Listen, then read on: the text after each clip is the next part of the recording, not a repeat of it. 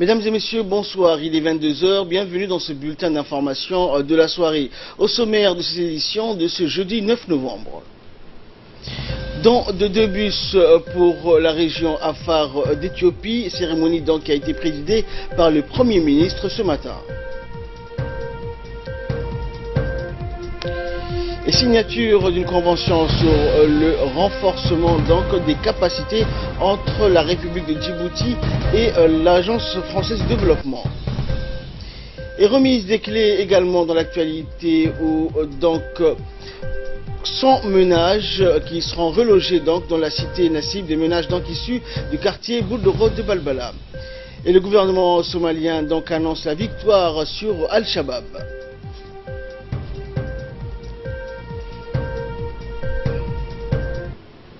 Voilà, donc c'était les différents points qui vous seront développés dans cette édition. Merci à vous de nous rejoindre. Le Premier ministre Abdelkader Kamel Mohamed a présidé ce matin la cérémonie de remise de bus de transport au profit du comité en charge de la participation de Djibouti donc à la cérémonie marquant le 12e anniversaire de l'adoption de la constitution éthiopienne qui a mis en place l'État fédéral et a octroyé une certaine autonomie aux régions composant ce grand pays voisin. La célébration de cet événement aura lieu dans la ville de Samara, capitale de la région Afar d'Éthiopie, et le Premier ministre donc a remis les clés de 2 bus flambant neufs au président de la commission, Hassan Ahmed, également ministre du Commerce. Et c'est un don donc de la République de Djibouti qui soutient ainsi l'organisation de cette grande fête qui va rassembler des représentants de toutes les composantes de la nation éthiopienne. Qui a été octroyé par la République de Djibouti à la République fédérale d'Éthiopie et notamment la région Afar.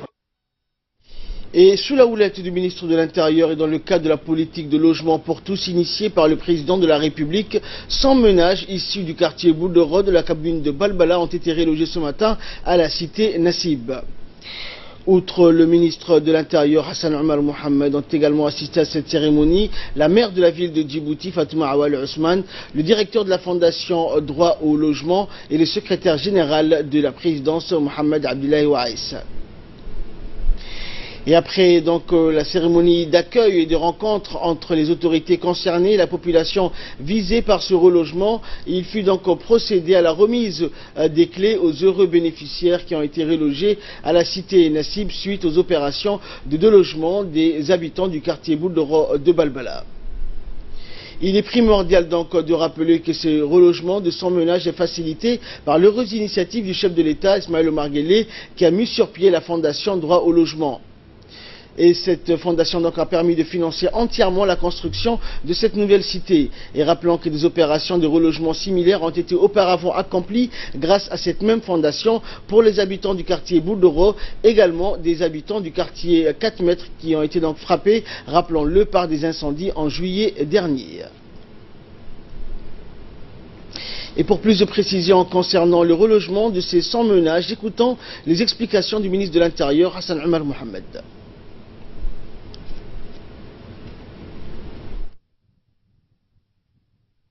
maalintii hore waan imiday farintii madaxweynaha ii dhiibay waan ni gaarsiinay oo waxaan niga nidhi insha Allah farintii labaad markuu noo dhiibo madaxweynaha waan ni gaarsiinaynaa waa kanoo waan nimiday maalintii hore 100 guri baan ni siinay maanta madaxweynaha wuxuu ii dhiibay 100 maftaax oo 100 xaas oo burjuqo galayay baan u dhiibaynaa maanta waa 200 maaha walaalayaal horta waad mahadsan tihiin waayo inaan wataniyiin tihiin waana tusteen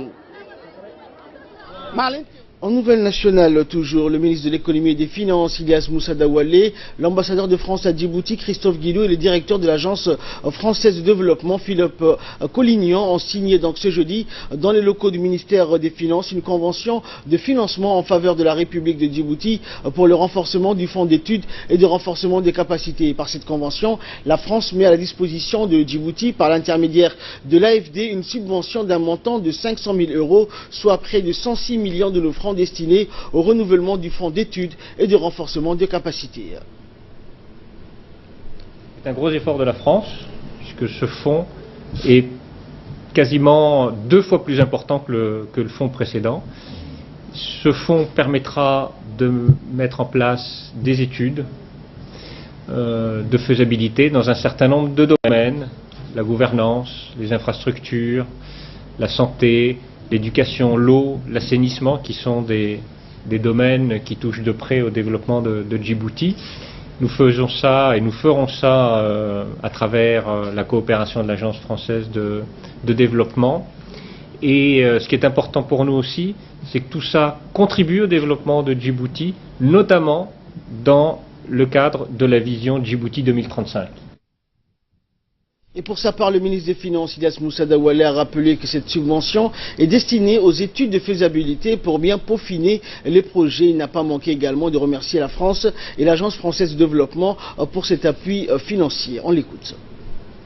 Je tiens à remercier la France et à travers vous, monsieur l'ambassadeur, monsieur le directeur de l'AFD à Djibouti, pour ce soutien supplémentaire, lequel soutien porte sous la forme de dons d'un montant de l'ordre de 110 millions francs Djibouti, qui va nous permettre de renforcer la capacité de nos institutions, en l'occurrence sur la préparation des projets, des études de faisabilité ou des études de préfaisabilité, et voire des audits stratégiques sur différentes institutions que nous pensons vont jouer un rôle de plus en plus important sur la transformation et le développement de Djibouti.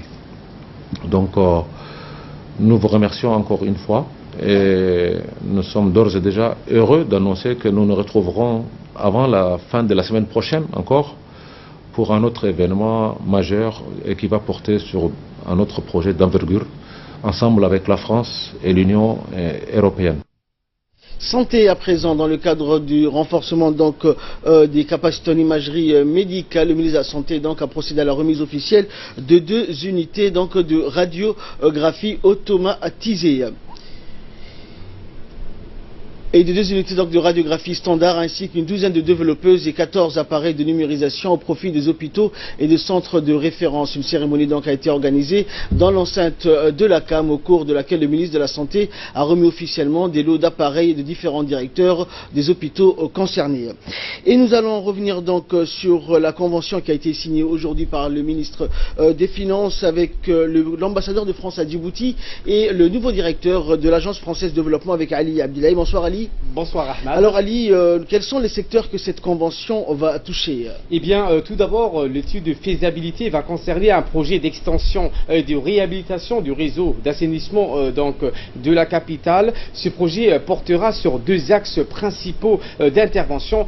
Premièrement, la poursuite des travaux de raccordement des usagers dans certains quartiers de Djibouti situés en périphérie de la capitale au collecteur principal en cours de pause, et le renforcement des capacités de l'ONEA dans sa stratégie de développement pour un meilleur service aux usagers.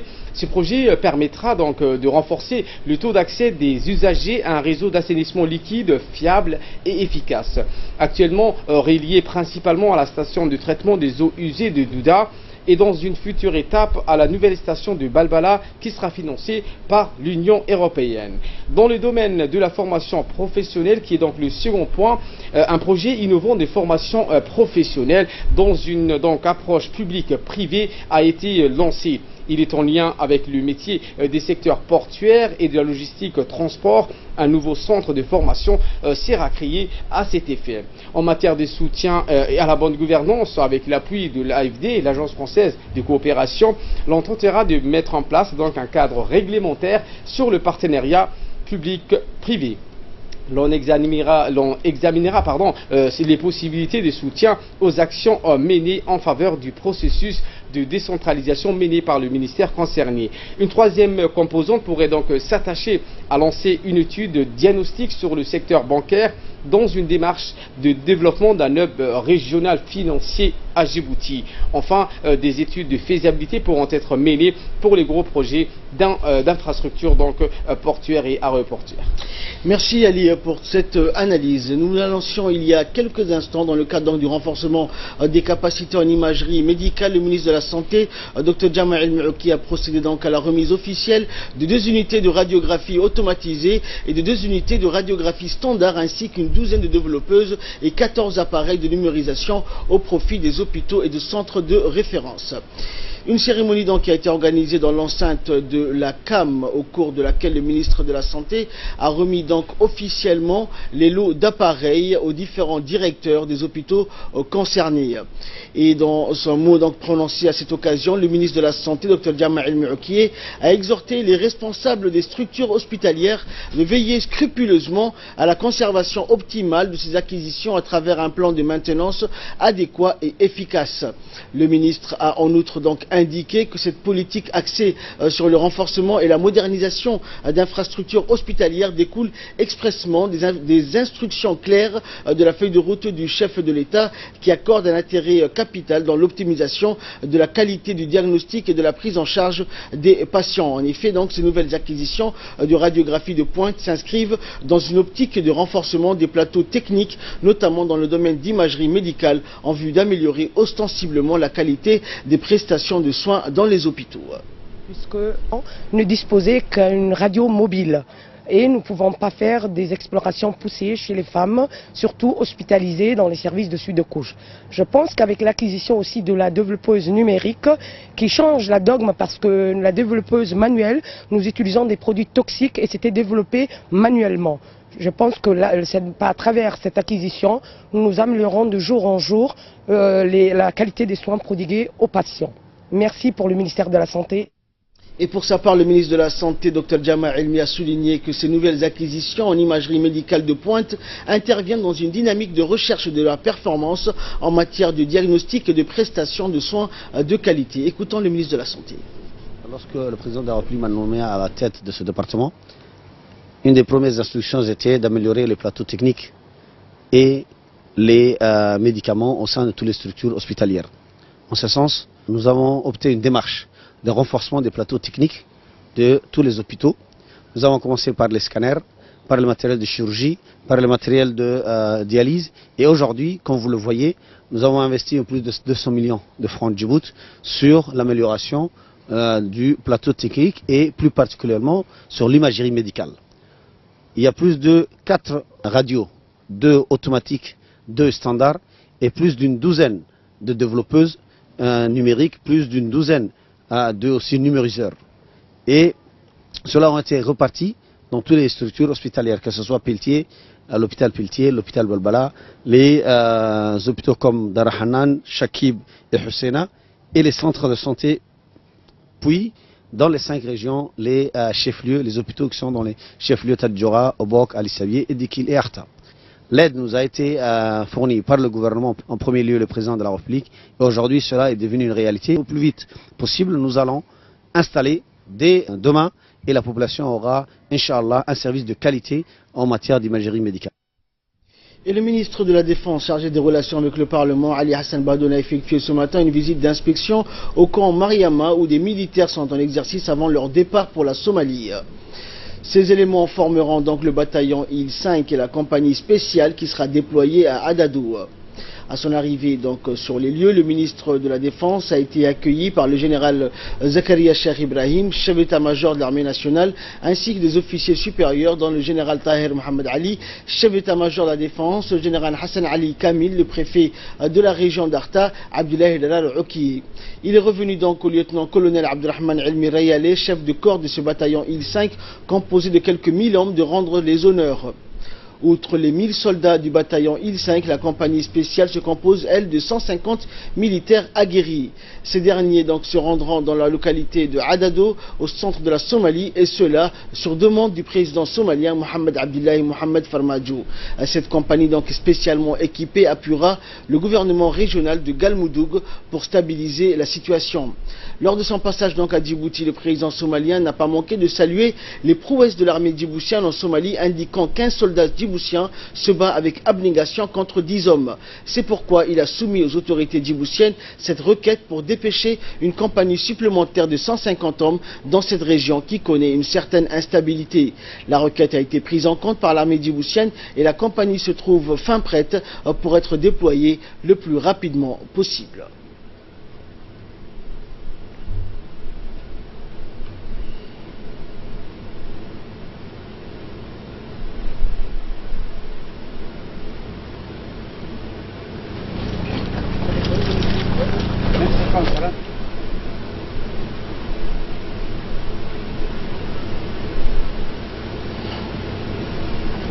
Et dans une allocution prononcée à cette occasion, le général de corps d'armée Zakaria Cheikh Ibrahim a prodigué donc aux soldats du bataillon IL-5 ses précieux conseils afin que leur mission soit un succès pour eux-mêmes et pour la République de Djibouti. Il a demandé aux soldats de rester exemplaires et respecter la population civile en l'aidant aux besoins. La stabilité de la région et la sécurité de tous sont de leur responsabilité. Et une bonne conduite à l'égard de la population civile leur vaut une meilleure coopération et compréhension de leur mission. L'envoi des forces djiboutiennes au sein de la mission permettra en définitive de restaurer la paix et la sécurité. Les institutions somaliennes ne renaîtront qu'avec ces efforts de tous.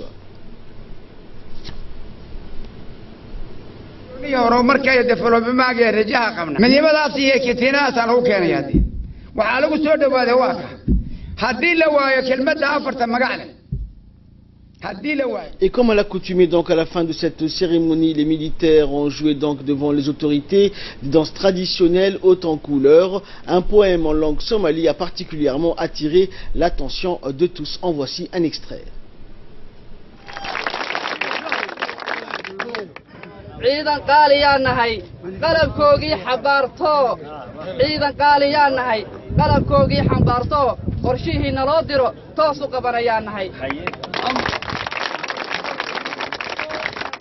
qaryada tagaynana qoonka ku nooli haday qala sameeyaan qayb annaka naga mida wax qabaal u geystaan dagaal qaadi mayno qoorta goyni mayne qarankeena Jabuutiyo magacaasa qaaliya qadar ma arkayna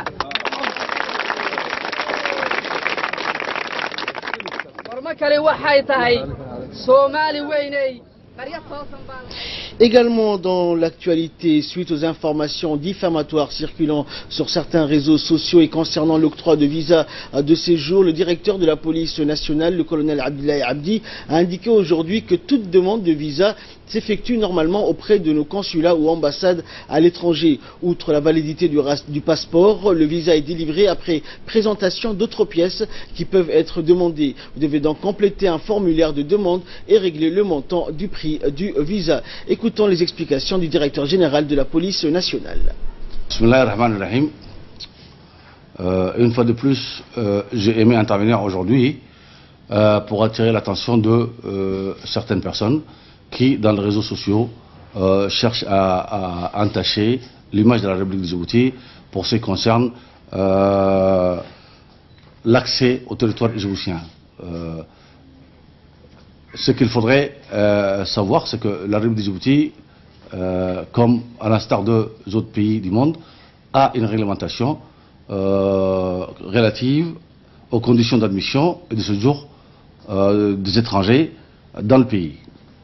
Donc, si tout dernièrement il a été rappelé que ces personnes débarquant dans notre pays doivent respecter, c'est parce qu'effectivement, dans la perspective de la mise en place très prochainement d'un système de délivrance de visa électronique, ce qu'on appelle normalement visa online, on les invite à se rapprocher de ce qui va prochainement et sera exigé de l'intérêt de tout le monde, que à l'instar des restes du monde. Toute personne désirant se rendre à Djibouti, si elle provient d'un pays où nous disposons d'une chancellerie, qu'il passe par cette chancellerie et se présenter au point d'entrée de notre pays avec un document portant ce visa. Mais également, la possibilité de délivrance de visa sur place reste toujours pour les personnes qui font l'objet d'une invitation de la part d'une institution ou une entité présente sur Djibouti, à condition que cette entité demande au préalable à la direction de l'immigration l'autorisation de faire venir cette personne. Je ne vois pas la raison pour laquelle autant d'espace dans les réseaux sociaux ont été occupés par ce problème. Il s'agissait pour nous un problème inexistant. S'il y a eu rappel aux compagnies aériennes, c'est parce que nous avons constaté que ces derniers temps, il y avait un certain laisser-aller et que des personnes d'une demande d'autorisation d'accès se sont présentées à l'aéroport pour demander d'accéder au pays. Ce qui nous a conduit à refouler certaines personnes. Mais si la personne remplit les conditions, qu'elle respecte notre réglementation, notre pays reste un pays toujours ouvert, mais réglementé. Une cérémonie de remise de diplôme à une nouvelle promotion d'officiers de police judiciaire s'est tenue ce matin à l'état-major de la gendarmerie nationale. Cette cérémonie s'est déroulée en présence des plus hautes autorités du département de la justice, du procureur général, du procureur de la République ainsi que plusieurs magistrats et juges.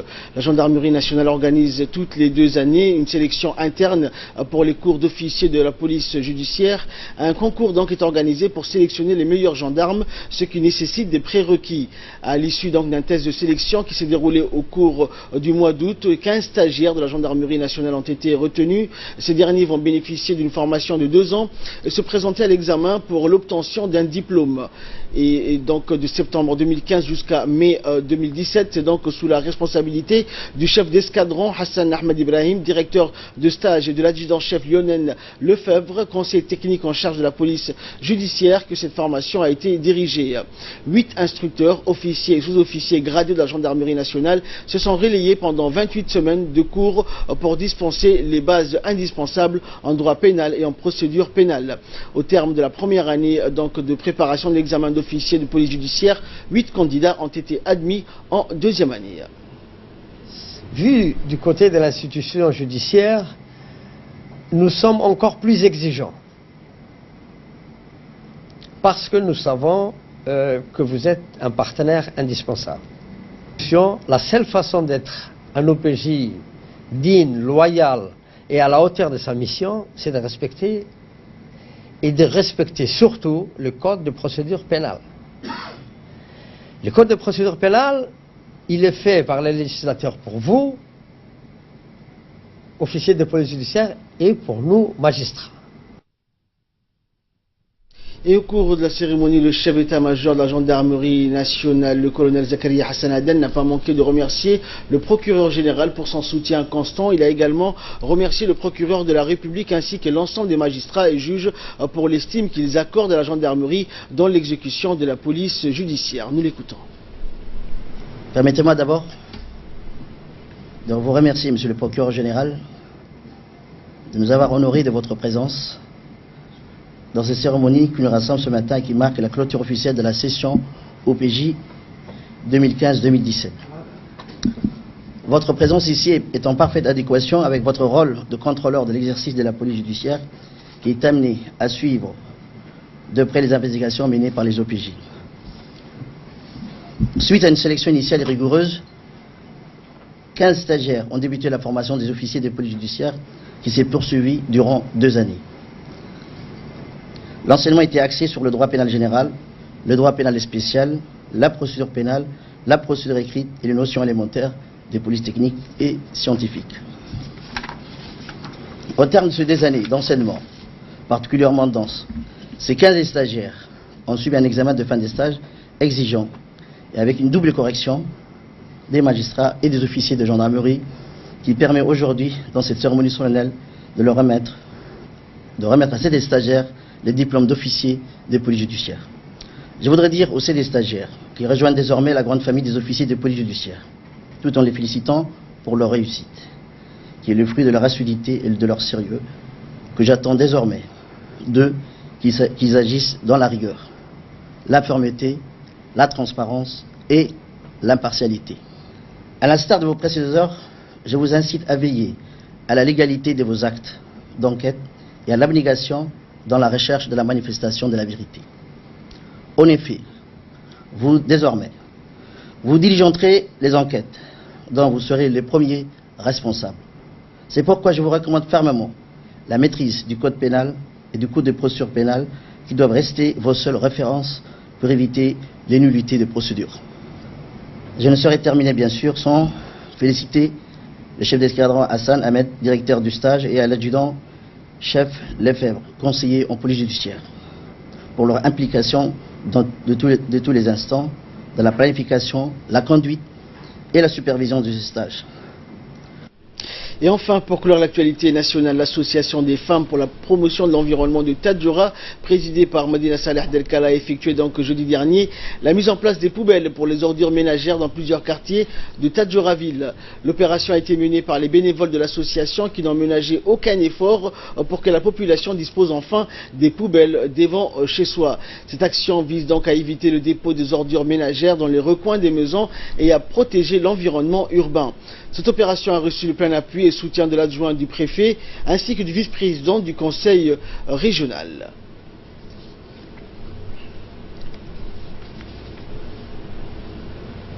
Je suis membre de l'association de femmes engagées pour la protection de l'environnement qui est associée, qui œuvre tous les jours pour la propriété et l'embellissement de notre ville.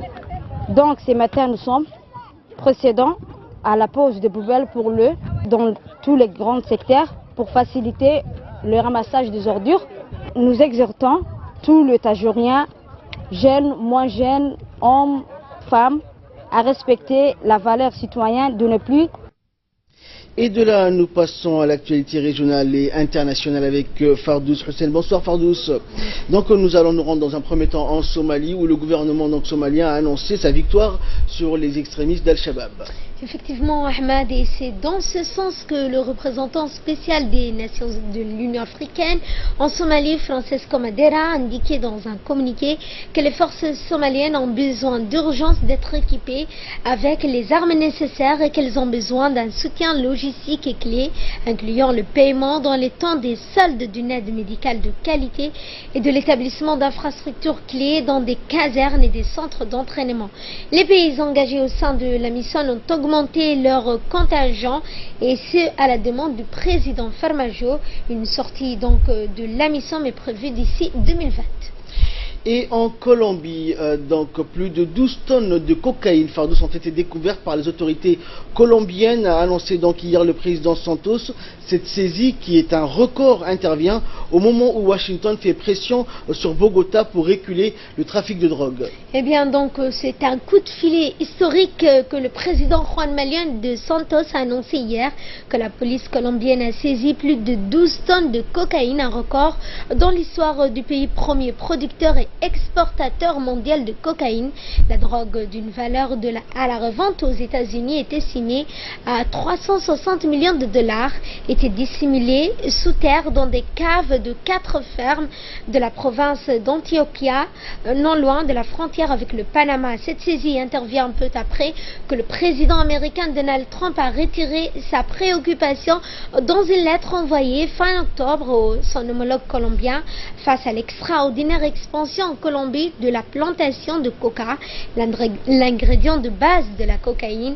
La marchandise était liée donc au clan du Golfe, un réseau donc narcotrafiquant commandé par alias Sentinel. Les États-Unis ont promis jusqu'à plus de 5 millions de dollars en échange d'informations menant à sa capture ou à sa mort. Et nous allons donc clore l'actualité internationale avec cette inauguration du Louvre d'Abu Dhabi. C'est Emmanuel Macron donc et le prince héritier des Émirats Arabes Unis, Mohammed Ben Zayed, qui ont inauguré hier le musée qui se veut universel, Ferdous. Et oui, donc 10 ans après le lancement du projet, le Louvre d'Abu Dhabi est devenu une réalité. Le roi du Maroc, Mohammed VI, et le président afghan, Ashraf Ghani, figuraient parmi les 400 invités qui ont déambulé dans les immenses salles blanches. Ils sont notamment exposés 300 œuvres prêtées par le musée français, dans la belle ferronnière de Léonard de Vinci, ou encore l'autoportrait de Van Gogh. Dans l'une des pièces, l'on peut aussi admirer côte à côte un Coran, une Torah de 1498 et 2 volumes d'une Bible du XIIIe siècle. Pour ses promoteurs, ce musée est universel et porteur d'un message de tolérance. Le Louvre Abu Dhabi est installé sous un dôme de 180 mètres de diamètre, composé de 7850 étoiles qui en journée laissent passer les rayons du soleil. L'architecte Jean Nouvel dit donc aspirer des médinas arabes, des palmeraies, des souks pour concevoir ce musée qui ouvrira ses portes au public ce samedi. Merci Fardous pour toutes ces explications. Et pour clore cette édition, nous vous présentons également les plus beaux paysages du monde illustrés en plusieurs clichés. Vous n'aurez jamais le temps d'une vie pour faire le tour du monde en détail. Voici de quoi vous offrir un long voyage à travers les plus beaux sites, les lieux les plus incroyables et les paysages les plus extraordinaires. Faites le tour des 5 continents pour découvrir ou redécouvrir les plus beaux endroits de la planète sous toutes les latitudes. Et c'est sur ces belles images que nous allons nous séparer. Merci de votre fidélité et bon week-end.